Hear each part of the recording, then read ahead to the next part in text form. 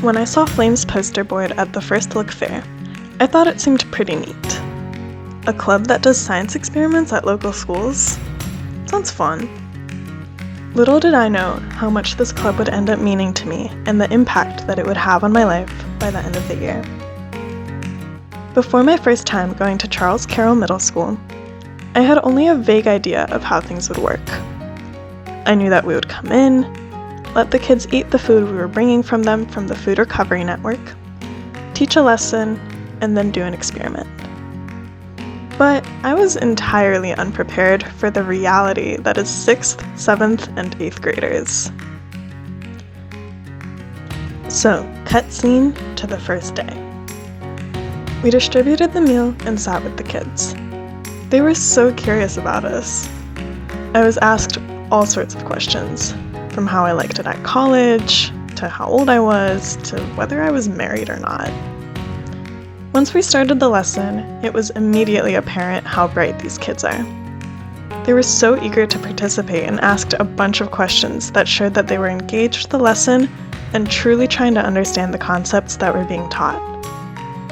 While doing our experiment, which involved getting light bulbs to light up in series and parallel, all of the groups that I worked with were able to apply the concepts that they had been taught to their own circuits, explaining to me how and why the charge was flowing. The 2 hours that we were there flew by, and I found myself immediately looking forward to coming back. So soon enough, Flame became one of the best parts of my week. I loved the informal environment of the club, where the kids were engaged in a very different way than they would be in the classroom. At the same time, I could tell they were really learning and retaining what we taught them. During the coming weeks, we extracted DNA from strawberries, modeled proteins with papers, analyzed sound waves of different instruments, and discovered everyone's blind spot. And eventually, I got the hang of how things worked at Charles Carroll and wanted to have a go at running a lesson myself. Personally, I think Newton's laws are really interesting and fun to learn about, so after some extensive research, I put together a PowerPoint presentation. I honestly gained so much appreciation for teachers who create lesson plans on the daily, because making this 1 hour long lesson took me a solid 4 hours before I felt like it flowed in a way that made sense. I was so nervous about actually presenting it too.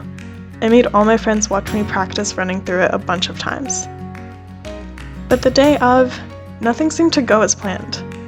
First of all, it was pouring, so I got soaked carrying the supplies. There was also a bunch of traffic, and we ended up being a bit late.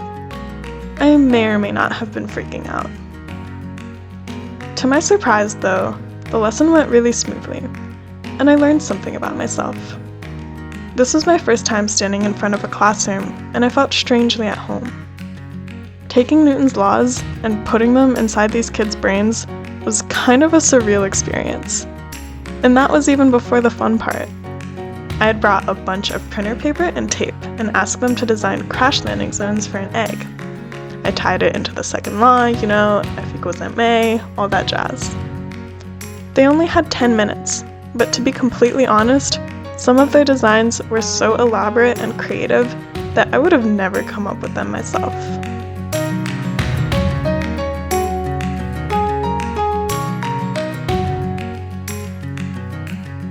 So, my first semester of college ended.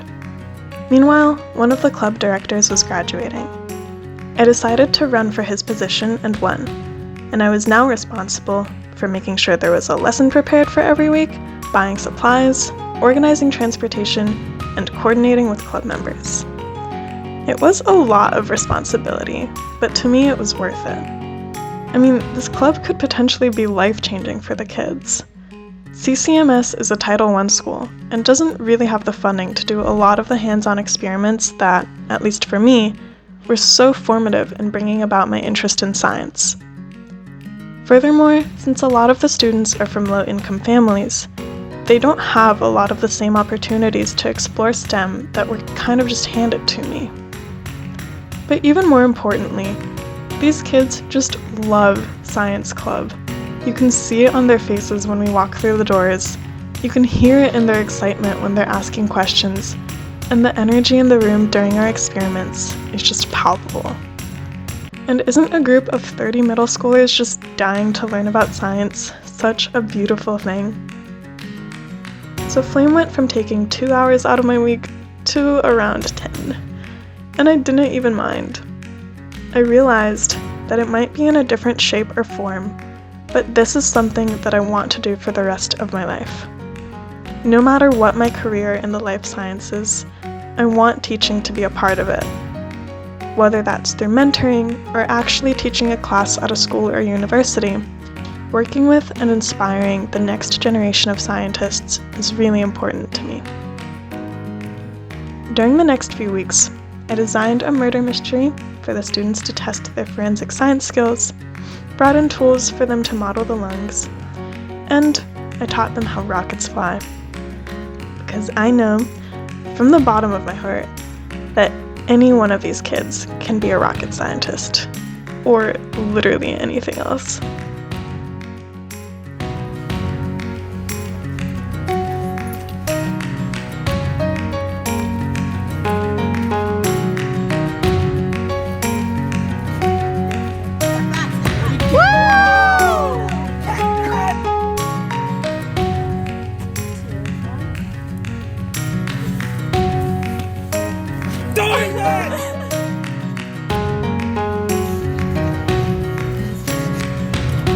Stop it.